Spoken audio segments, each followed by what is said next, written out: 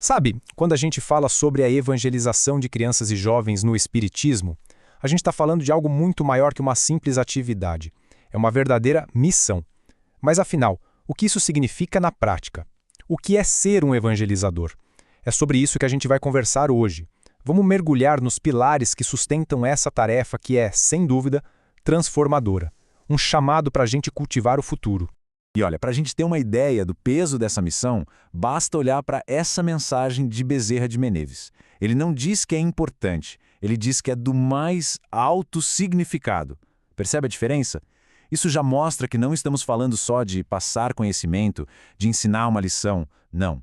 É um trabalho educativo muito mais profundo que toca lá na essência, na formação do ser. Então, vamos lá.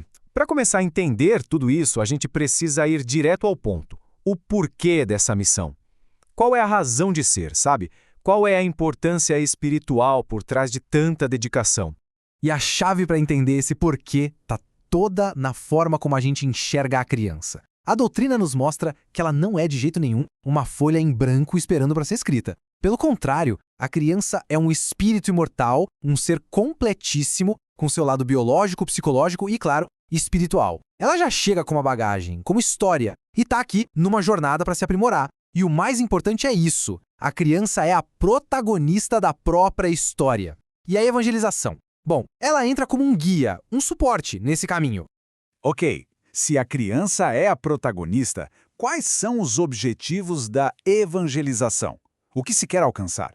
É muito mais do que só estudo teórico. O negócio é a vivência. É proporcionar experiências que ajudem a pessoa a se integrar, primeiro consigo mesma, depois com o próximo e, claro, com Deus. O grande objetivo, no fim das contas, é ajudar a formar um agente de transformação para o mundo. Alguém que não vai só passar pela vida, mas que vai atuar para torná-la melhor. E essa visão de futuro fica ainda mais forte com essa mensagem do espírito de Jean-Jacques Rousseau. É lindo, né? É um lembrete de que esse trabalho é um plantio. Cada esforço, cada aula preparada com carinho, cada conversa, tudo isso é semente. E a promessa é clara: a colheita futura será admirável. É a certeza de que o bem que a gente planta hoje vai florescer lá na frente. Beleza, o porquê está claro, né? É uma missão de amor com vista no futuro. Mas e o quê? O que exatamente sustenta esse trabalho? Quais são os princípios, a base de tudo? A resposta está aqui. A evangelização se apoia em 3 grandes eixos, 3 pilares que dão todo o equilíbrio para essa construção. E que eixos são esses? Primeiro, o conhecimento doutrinário, a nossa fé raciocinada. Depois, o aprimoramento moral, que é a vivência do amor no dia a dia. E, por fim, a transformação social, que é o trabalho no bem, colocar a mão na massa. E o grande segredo é que essas 3 coisas não se separam. De que adianta saber tudo da doutrina se a gente não melhora como pessoa e não ajuda o próximo. É a união perfeita do pensar, do sentir e do agir. Intelecto, coração e ação, caminhando sempre juntos. Certo, já vimos o porquê e o quê. Agora falta a peça central que faz tudo isso acontecer: o como. E o como passa, inevitavelmente, pela figura do evangelizador. Afinal, quem é essa pessoa? O que se espera dela? Essa frase do Guion Ribeiro diz tudo. É uma grande lição de humildade, né? O evangelizador que tem consciência da sua tarefa sabe que nunca está pronto. Ele não é o dono da verdade. Muito pelo contrário. É alguém que está sempre aprendendo, se refazendo, buscando conhecer mais. Porque a verdade é que nessa jornada, ensinar é a melhor forma de aprender. E quando a gente olha para as competências necessárias, essa ideia fica muito clara. Claro que precisa conhecer a doutrina, isso é a base. Mas olha o resto: pontualidade, compromisso, empatia com a criança e com a família, dedicação ao crescimento do outro, até saber lidar com conflitos. Ou seja, não é só sobre o que se sabe, mas sobre quem se é e como se age. É o saber, o ser e o fazer, tudo junto. Mas o evangelizador não trabalha sozinho, né? Seria impossível. Por mais incrível que seja o trabalho dele, existe uma aliança que é simplesmente fundamental para tudo dar certo. A parceria entre a família e o centro espírita. E quem nos lembra disso, de novo, é Bezerra de Menezes. Ele diz que o lar é a escola por excelência. É em casa que os valores são vividos no dia a dia.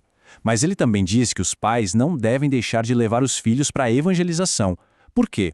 Porque uma coisa complementa a outra. Não é para substituir, é para somar. O lar e o centro, juntos, são muito mais fortes. E essa tabela aqui deixa essa parceria super clara. De um lado, a família, que é o modelo vivo que reforça o aprendizado no cotidiano, que garante que a criança vá sempre. Do outro, o evangelizador e o centro, que oferecem o estudo organizado, as atividades em grupo, aquele ambiente seguro e acolhedor. É uma engrenagem.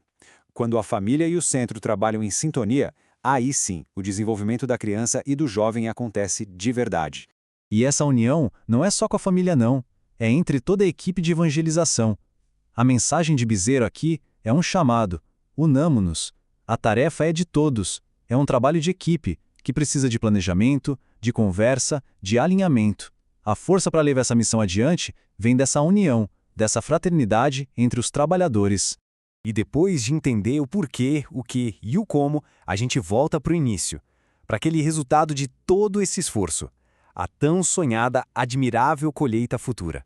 Então, resumindo a nossa conversa, o que a gente viu? Que a evangelização é essa missão incrível, construída sobre um propósito muito claro, o nosso porquê. Ela é guiada por princípios sólidos, o nosso o quê, e é realizada através de uma parceria essencial, o nosso como.